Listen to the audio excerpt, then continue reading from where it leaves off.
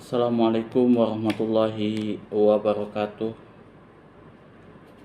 Alhamdulillahirabbil alamin.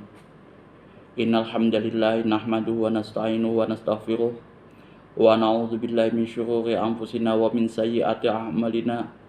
May yahdihillahu fala mudilla lahu wa may yudlil fala hadiyalah.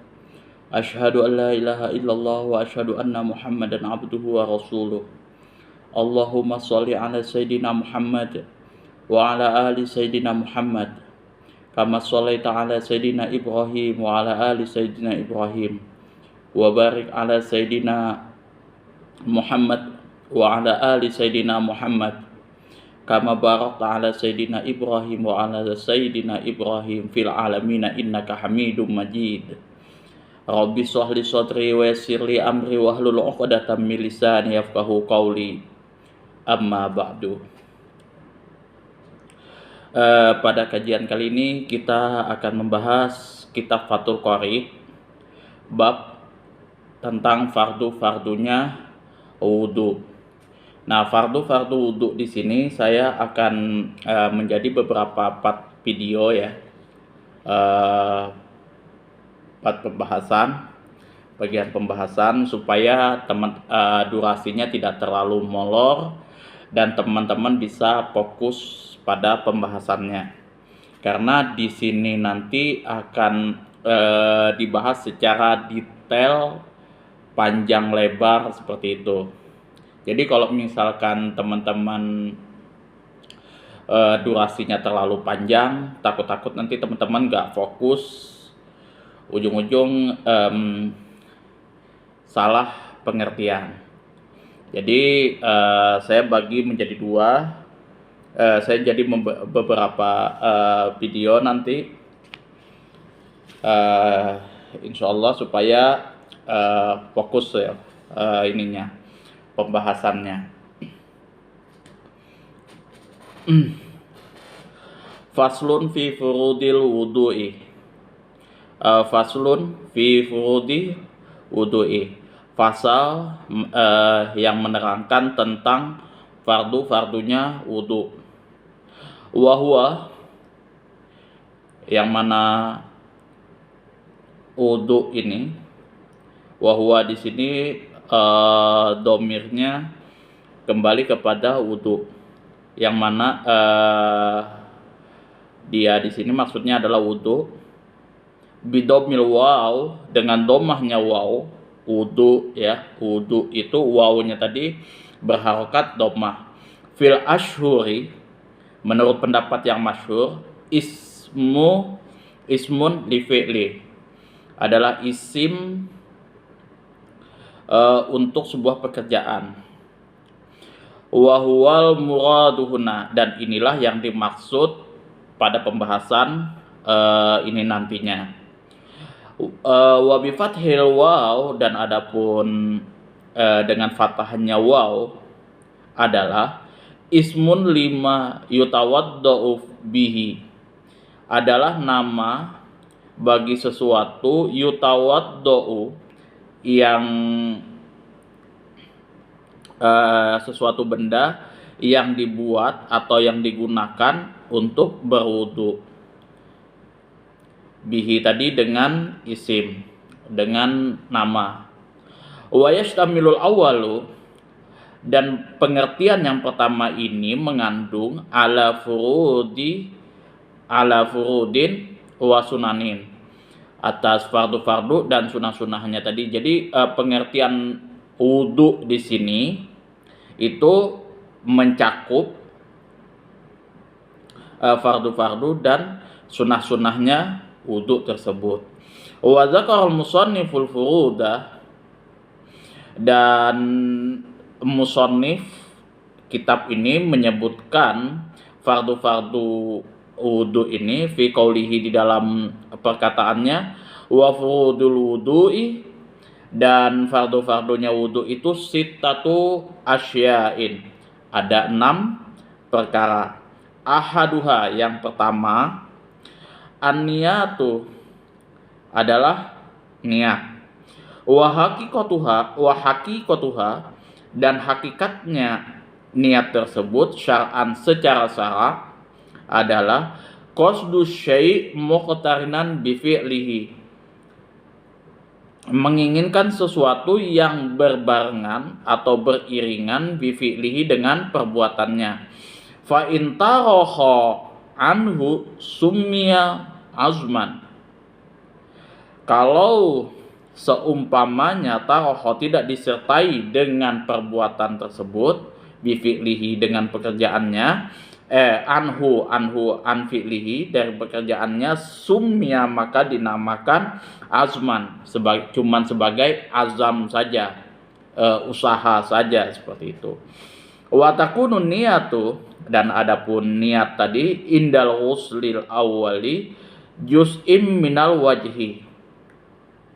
Wa takunu niyatu, dan hendaklah niat tersebut, niatu tadi ismu kana inda uslil awali, ketika diletakkan, inda uslil awali hendaklah diletakkan ketika membasuh awali juz'in permulaan bagian minal wajhi dari wajah. Jadi pengertiannya adalah niat itu kalau menurut imam-imam mazhab Syafi'i bahwa niat tersebut harus berbarengan dengan perbuatan. Jadi kita menginginkan sesuatu itu harus berbarengan dengan perbuatan. Nah, kalau misalkan menginginkan sesuatu, menghendaki sesuatu tanpa berbarengan dengan perbuatan, maka dinamakan azam, bukan niat.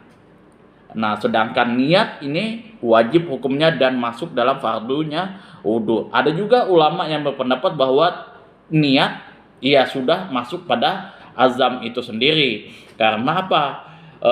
Kata para ulama, kalau misalkan kita sudah pergi ke masjid, otomatis kita sudah menjatuhkan niat kita untuk sholat di masjid. Misalkan kita datang ke masjid itu pada waktu zuhur misalkan, ya otomatis kita ketika kita sudah pergi ke masjid susah payah kayak gitu kan, jauh-jauh naik mobil, otomatis kita sudah menjatuhkan niat kita untuk sholat zuhur di situ.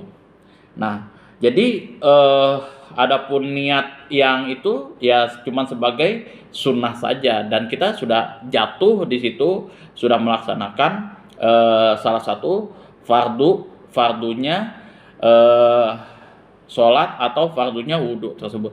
Tapi kalau Imam Syafi'i tidak.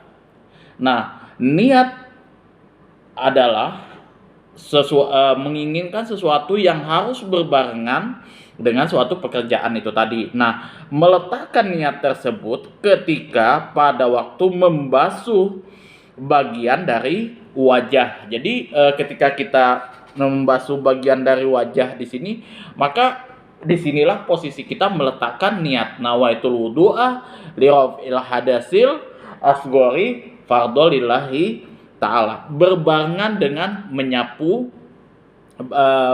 membasuh bagian wajah, muqtaronan bizalikal juz'i, atau berbarengan dengan bagian wajah tersebut, la bijami'iha, tidak secara keseluruhannya, wala bima qablaha, dan tidak dilakukan sebelumnya, wala bima ba'daha, dan tidak juga dilakukan setelah membasuh bagian wajah tersebut. Jadi bukan kita kumpulkan kayak gitu, enggak. Kemudian tidak juga dilakukan sebelum kita membasuh wajah juga enggak. Jadi misalkan kita membasuh wajah nih, nawaitul wudu ali rafil hadasil aswar fadlillahi ta'ala, kemudian sudah seperti itu yang dimaksudnya bukan.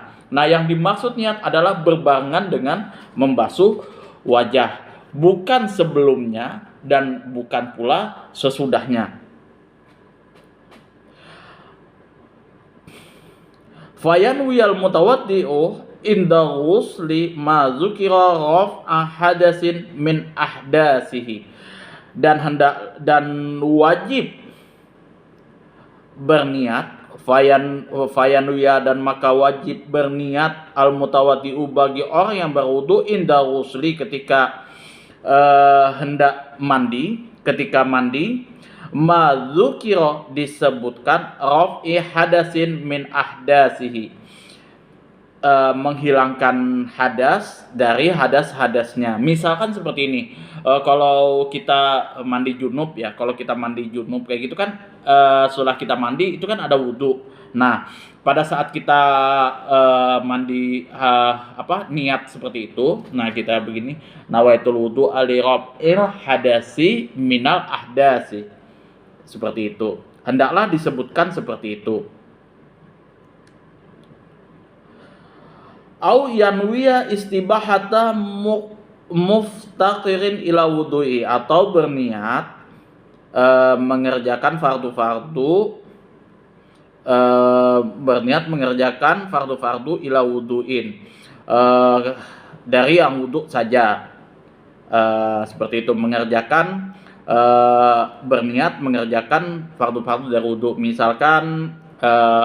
Misalkan kita berniat seperti ini aja, nawaitul wudu'a li raf'il hadasil akbari fardhu lillahi ta'ala, misalkan seperti itu.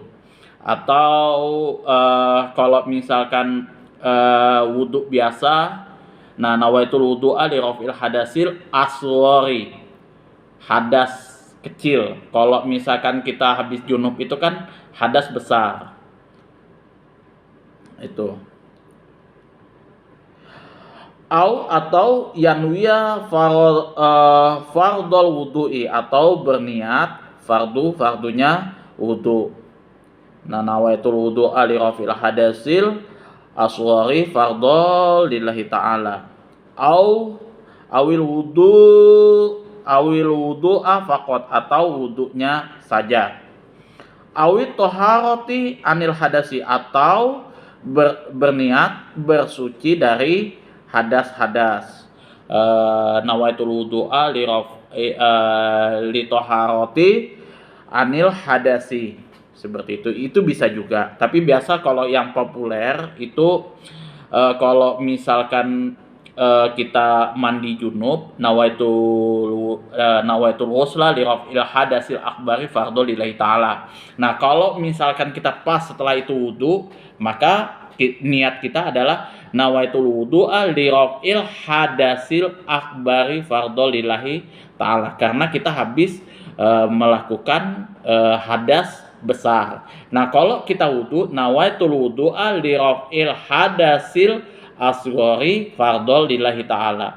Hadasil asghari, hadas kecil, karena kita mungkin habis kencing, misalkan seperti itu. Kencing, buang air besar, itu masuk hadas kecil. Nah, kalau kita berjunub, haid dan lain sebagainya, itu masuk dalam kategori hadas besar. Nah, kalau kita wudunya tadi karena kita junub, habis mandi besar, nah seperti itu, habis mandi besar kayak gitu, maka nawaitul wudu'a li raf'il hadasil akbari, seperti itu.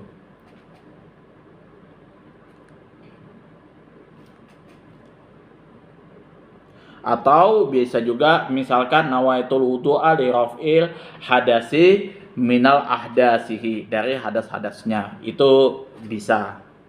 Ya, yang penting ada ini, menghilangkan hadas, kata-kata li raf'il hadasi, menghilangkan hadas-hadas, menghilangkan hadas.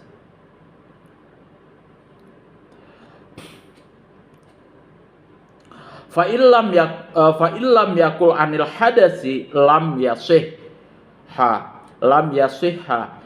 Kalau misalkan tidak disebutkan anil hadasi, dari hadas-hadas, tidak disebutkan li raf'il hadas, untuk atau li raf'i kayak gitu aja. Nah, tidak disebutkan untuk menghilangkan hadas tadi, maka lam yasihha, maka tidak sah.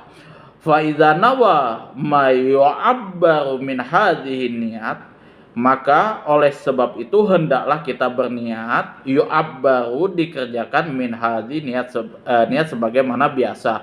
Wa syaraka ma'ahu niatun tanazzufin au tabarudin sahha wudu'uhu.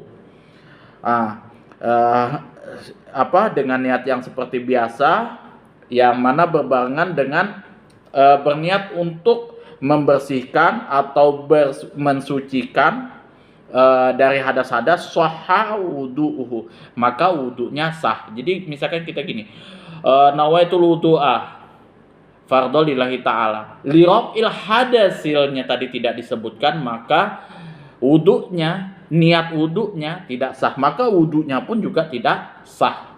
Itu. Jadi harus berbarengan dengan li raf'il hadas. Nah, kalau misalkan teman-teman nggak tahu hadas kecil dengan hadas besar, wah jangan sampai lah. Nah, kalau misalkan kita wudhu biasa kayak gitu, mau mengerjakan sholat sunnah, sholat wajib, sholat sunnah atau apa, maka wudhunya itu harus li raf'il hadasil asghari. Jadi nawaitul wudu'a li raf'il hadasil asghari fardhu lillahi ta'ala. Nah, kalau misalkan kita berwudu habis mandi besar, maka nawaitul wudu'a li raf'il hadasil minal ahdasihi fardhu lillahi ta'ala. Seperti itu. Atau li raf'il hadasil akbari fardhu lillahi ta'ala. Itu li raf'il hadasi, pentingnya itu menyebutkan li raf'il hadasi, itu yang penting. Kalau teman-teman bingung antara hadas besar dan hadas kecil, sebut aja li raf'il hadasi minal ahdasihi. Saya ralat ya, li raf'il hadasi minal ahdasihi, untuk mensucikan, menghilangkan hadas dari hadas yang sudah keluar, seperti itu. Maka itu sudah sah wudunya. Kemudian yang kedua, waslu jami'il wajhi, hendaklah kita membasuh semua wajah, wahdahu, yang mana dimulai tula sepanjang ma baina manabiti sya'ri ra'si, sepanjang antara sesuatu yang terdapat pada tempat manabiti, pada tempat tumbuhnya sya'ri ra'si, bulu rambut di kepala. Jadi seperti ini ya, sepanjang di antara tempat tumbuhnya rambut di kepala. Jadi seperti ini, dimulai dari sini ya, dimulai dari sini. Nah, ghaliban wa akhiri lahyai, jadi diakhiri dengan di bawah dagu. Jadi seperti ini. Nah, seperti itu. Jadi atas ke bawahnya itu dari sini. Nah, kemudian di bawah dagu. Wahumal azmu, wahual azmani, dan pada kedua tempat anting-anting, alladzani yang butuh, yang mana tempat tumbuhnya alihima, atau tempatnya anting-anting tersebut, al asnanu sufla, pada bagian bawah, gigi yang bawah. Jadi seperti ini. Jadi tadi kan di sini nih kayak gini. Nah, di tempat anting-anting telinga ini juga harus kena. Nah, seperti itu. Nah, sampai ke bawah gigi yang bawah. Jadi seperti ini di sini.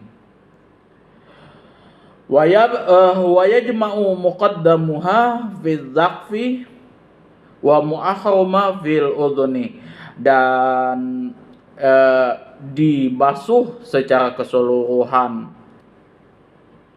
itu di dalam zakni ini jenggot, wa mu'akhkhuma fil uzunain, wa mu'akhkhiruhuma, yang mana akhir dari ke akhir dari keduanya tadi tempat anting tadi fil udhuni pada bagian telinga, wahadduhu dan batas ardan, batas tujuan ininya tadi ma bainal udhunain, sesuatu yang ada di antara kedua telinga. Jadi batas akhir dari samping wajah. Wa idza kana alal wajhi, dan seumpamanya ada alal wajhi di atas wajah tadi sya'run khafif, rambut yang tipis, au kasifun atau yang jarang-jarang, wajaba maka wajib isolul ma'i, menyampaikan air, ilaihi kepada rambut, ilaihi ila sya'ri kepada rambut yang tipis tadi, ma'al basyarati beserta kulit, allati tahtuhu yang berada di bawahnya. Jadi seperti ini kan misalkan rambut saya ini tipis nih, jadi ya diwajibkan ini kena juga. Jadi kulit bagian sini nih diratakan seperti itu. Jadi kalau misalkan saya berwudu, seperti ini. Jadi bukan cuma bagian sini, tapi karena ini tipis, saya langsung basuhkan semua seperti itu.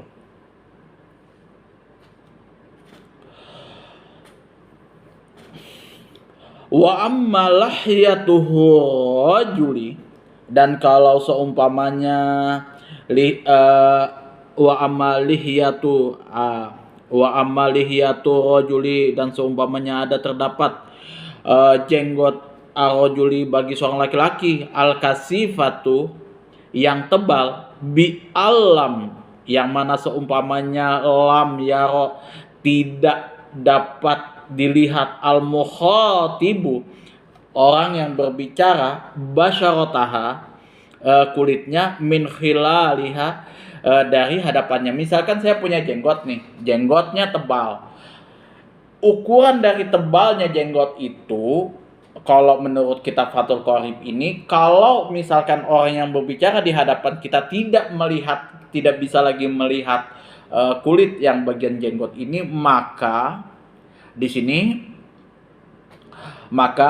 fayakfi ghuslu zahiriha, maka cukup membasuh bagian luarnya saja. Jadi misalkan seperti ini, dibasuh seperti ini. Kalau itu jenggot laki-laki. Bi khilafil khafif, berbeda dengan janggut yang tipis. Wahia mayaro, yang mana jenggot yang tipis itu bisa terlihat oleh orang yang berbicara, al-mukhatibu orang yang berbicara di hadapan kita tadi, basyarotaha kulit yang ada di jenggot kita ini, yang menempel pada jenggot ini, fayajibu isolul ma'i li basyarotiha, maka wajib menyampaikan air pada bagian kulit ini. Jadi misalkan kan kayak janggut saya kan tipis nih, maka air yang ada di yang mau mengalir ke sini harus sampai. Jadi nggak boleh saya beginikan saja itu. Jadi harus disampaikan seperti itu. Harus mengalir sampai ke bawah dagu ini. Fayajibu isolul ma'i li basyaratiha, maka wajib menyampaikan air pada bagian kulitnya. Wa bi khilafil lihyati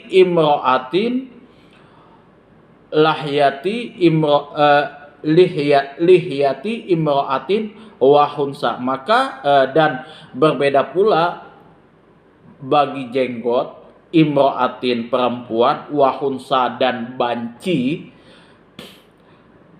Fayajibu isolul ma'i libas rotiha walau kasufa, Nah, maka wajib isolul ma'i menyampaikan air li basyrotiha pada kulitnya walau kasupa meskipun dia tebal. Misalkan ada perempuan berjanggut, misalkan katakanlah seperti itu, perempuan sama banci berjanggut. Nah, maka wajib menyampaikan air pada bagian kulitnya meskipun janggutnya tersebut tebal.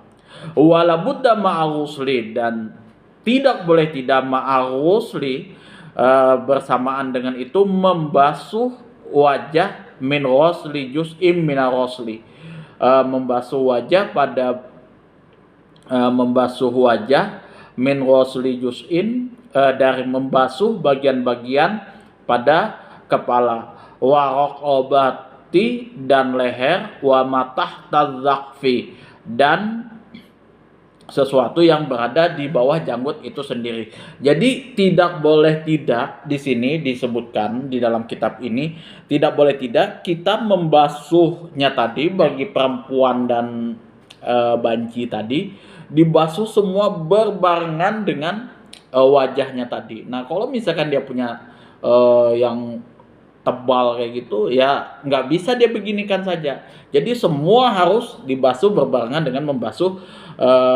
bagian wajahnya itu wajib, itu sudah hukumnya. Kalau misalkan laki-laki itu ada 2 pengecualian. Nah, kalau misalkan dia lebat maka cukup digosok seperti ini saja luarnya. Tapi kalau misalkan dia tipis maka ya wajib disampaikan airnya. Nah, kalau itu kalau itu perempuan dan waria dan banci, maka wajib airnya mengalir sampai ke bagian kulit yang di bawah sini meskipun itu tebal, dan tidak boleh tidak itu harus dibasuh berbarengan dengan membasuh wajah secara keseluruhan.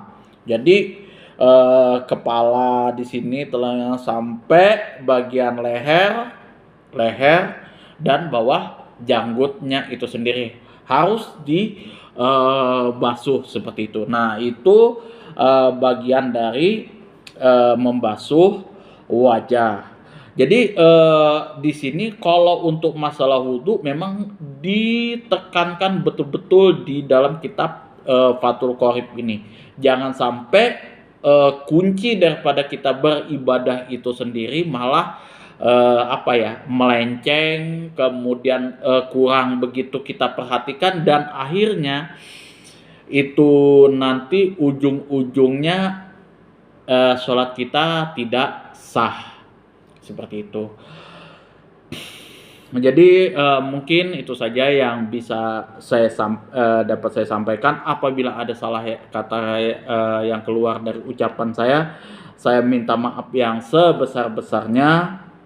Kalau misalkan teman-teman belum begitu paham, silahkan tinggalkan pertanyaan di kolom komentar berkaitan dengan bab ini atau di luar bab ini, itu ya.